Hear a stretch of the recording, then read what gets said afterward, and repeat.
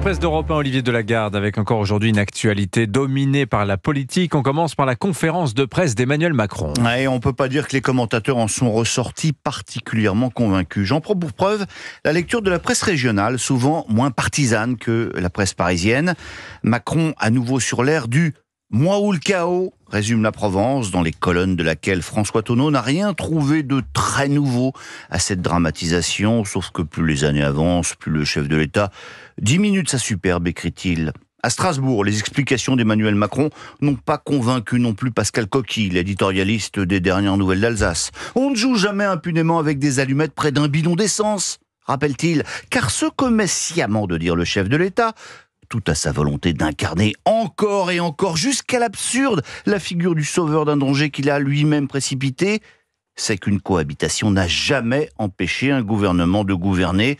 Si le RN obtient une majorité parlementaire, comme il est réaliste de l'envisager, poursuit-il, le président n'aura pendant un an au moins aucun moyen de freiner son action. Et oui, parce que cette hypothèse d'une victoire du Rassemblement national devient de plus en plus crédible. Oui. Le Figaro fait parler les chiffres ce matin. Le journal a décortiqué les résultats des européennes, circonscription par circonscription, et le constat est sans appel. Alors, bien sûr, les européennes ne sont pas les législatives, mais tout de même, si les Français votaient exactement de la même façon à un mois d'intervalle, le parti de Jordan Bardella arriverait en tête dans 450 circonscriptions sur 577. Mais le plus spectaculaire peut-être, c'est que dans 536 de ces circonscriptions, il n'y aurait pas de triangulaire ou de quadrangulaire. Dans 536 cas sur 577, je vous le rappelle, un duel opposerait au deuxième tour Rassemblement national et Front de gauche. Bref, ces législatives pourraient aboutir à la quasi-disparition des LR et des macronistes à l'Assemblée nationale. Les républicains qui, soit dit en passant, n'ont même pas attendu le scrutin pour décider de se suicider. La question sera ensuite de savoir qui les électeurs de ces deux camps préféreront envoyer à Matignon, entre Jordan Bardella et Jean-Luc Mélenchon. En tout cas, selon un sondage IFOP fiducial pour Paris Match, 60% des Français s'attendent désormais à une victoire du RN. Ils ne sont que 15% à penser possible une victoire de la gauche. Alors d'ailleurs, le Rassemblement national est en train de se préparer à gouverner. Témoin de ce papier très intéressant dans l'Opinion, Nina Jakovski et Marc Vigneault ont rencontré Jean-Philippe Tanguy. C'est lui qui serait, selon toute vraisemblance, nommé à Bercy en cas de victoire du RN. Parmi les premières mesures qu'il prendrait, baisse de la fiscalité sur les carburants et l'électricité, annulation de la hausse du prix du gaz, mais surtout, il commanderait un audit sur les finances publiques parce que la situation risquerait de se tendre extrêmement rapidement pour la France sur les marchés financiers. Ce que je peux confirmer, dit Jean-Philippe Tanguy, c'est qu'on ne laissera pas filer les déficits si on arrive au pouvoir. Ce ne sera pas Noël. Ce que vous nous dites, Olivier, c'est que la France file droit vers une nouvelle cohabitation. Eh bien, pas forcément, Dimitri.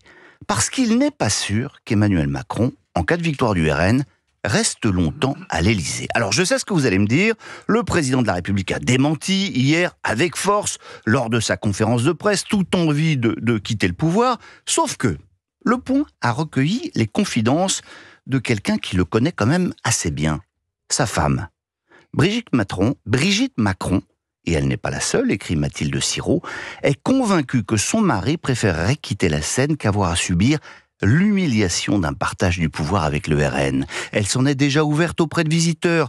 La perspective d'une démission du président impensable jusqu'alors ne paraît plus totalement farfelue, écrit-elle. Et dans le même numéro du Point, Alain Minc confirme. Ce conseiller de l'ombre, qui connaît bien Macron et le fonctionnement des institutions, explique. De toute façon, le RN aura le pouvoir de le faire tomber. Les moyens matériels sont chez le Premier ministre et l'Élysée ne vit que des crédits donnés par Matignon. Il y a de plus chez Emmanuel Macron un orgueil démesuré dont on a vu dimanche soir les conséquences, qui fait qu'il n'acceptera jamais de devenir Albert Lebrun. Eh oui, le brave Albert. Alors comme nous sommes en pleine révision du bac, Anissa, permettez-moi de faire un peu le cuistre, de rappeler qu'Albert Lebrun fut le dernier président de la Troisième République, celui qui abandonna le pouvoir au maréchal Pétain, mais sans démissionner. Toutefois, du coup, Alain Minc aurait pu s'amuser peut-être à comparer à un autre président, Paul Deschanel, bien sûr, qui un beau jour, comme Emmanuel Macron, n'a pas bien compris ce qui lui arrivait. C'était le 23 mai 1920.